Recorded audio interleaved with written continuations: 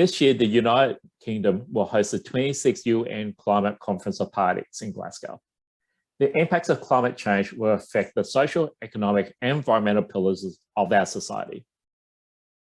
Using this Oracle Apex app with open source data, we've been able to create an application that addresses these issues with factual analysis by showing the levels of carbon emissions over time by country and their contribution to change in temperature levels.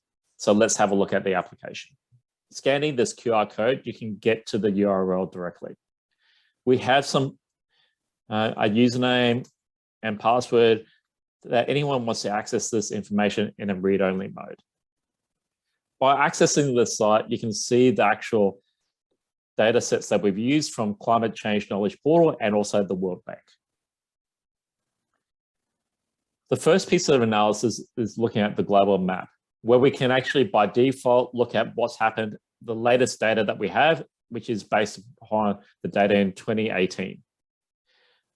The actual red actually shows the average temperature for that country, and the size of the circle references the emissions of that country.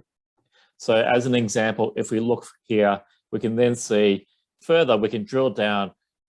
Here we can actually look as far back as 1960 through to data that is in 2018, 2020 in terms of the temperatures and the carbon emissions.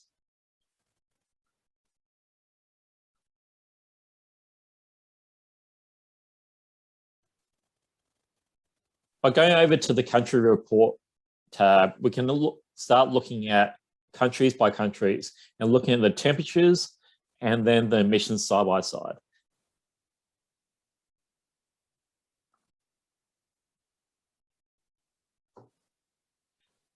As I said up front, you can scan the QR code to access this site.